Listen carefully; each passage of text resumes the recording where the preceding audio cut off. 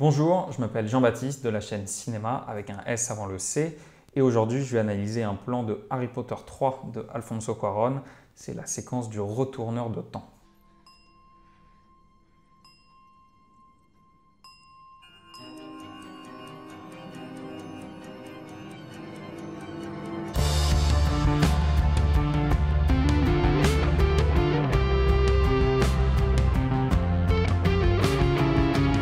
Harry Potter, c'est une saga intéressante parce qu'elle est passée par pas mal de réalisateurs différents, 4, pas mal de directeurs de la photographie différents qui ont insufflé chacun plus ou moins des choses. Cuarón va tout changer. Ce plan du retourneur de temps, il est vraiment caractéristique du cinéma de Cuarón. C'est un plan séquence extrêmement technique, qui a dramatiquement énormément de sens, qui demande bien sûr énormément de préparation et c'est un plan dont tout le monde se souvient. C'est un plan parfait. Il se découpe en 3 parties. Il y a une partie en steadicam, une partie en caméra virtuelle et une partie en caméra sur une espèce de grue en motion control pour filmer des maquettes. Donc première partie, on passe à la porte, donc on est dans l'infirmerie, on voit des lits dans l'arrière-plan, c'est normal, donc c'est le décor. Tous ces lits-là existent bien dans le décor est monté comme ça. Donc la caméra va tourner autour de Harry et Hermione. Et là, tout le décor qui est derrière eux n'existe pas en fait avec eux puisqu'ils sont sur fond bleu. Ce fond bleu, il est là pour les séparer de ce qui va se passer dans l'arrière-plan. Harry et Hermione, qui sont en premier plan, et toutes les actions à l'arrière-plan, sont intégrées par le fait que le fond bleu est bien sûr effacé, mais surtout sont intégrées par la lumière. Puisqu'on est dans un studio et tous les changements de lumière sont réalisés en temps réel pour passer de lumière de la lune à coucher du soleil, heure dorée, et après-midi. Et donc tous ces changements sont réalisés en 10 secondes pour Harry et Hermione, en inversé, et ils sont réalisés en à peu près 3-4 heures pour toutes les actions qui ont été filmées avant. On est toujours en steadicam, hein. On est toujours sur un plan donc avec un opérateur. Et donc il court dans ce couloir. Le fond du couloir est aussi en fond bleu. Et donc ce qui va se passer, c'est qu'on passe de l'image de la steadicam à une image qui va être complètement numérique. Et donc le raccord est fait de manière totalement fluide puisque donc la steadicam va naturellement s'arrêter, mais la caméra continue.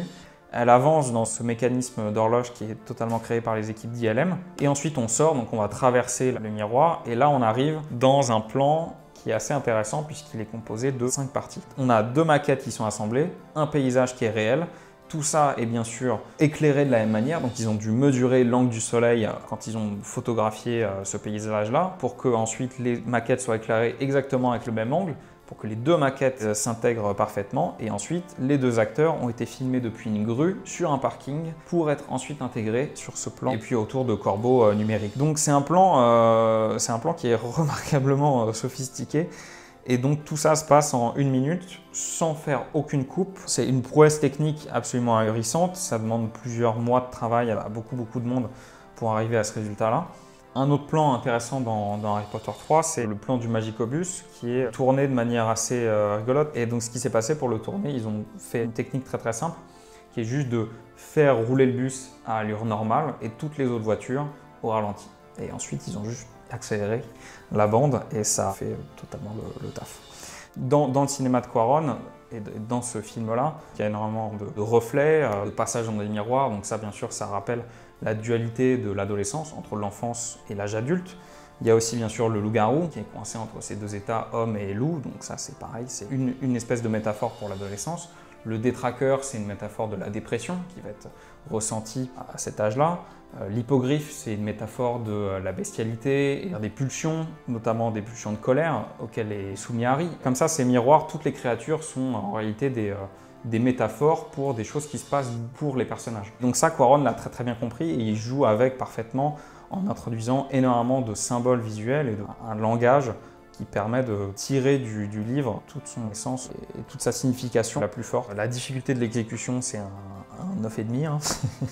Et sur la pertinence du plan, c'est pareil, c'est un 9 parce que ça a dramatiquement énormément de sens et en plus, c'est un motif qui traverse tout le film puisqu'on traverse souvent des miroirs, on traverse souvent des vitres. Il y a beaucoup le thème du reflet, le thème du temps, la lumière, tout est vraiment très bien imbriqué dans ce plan.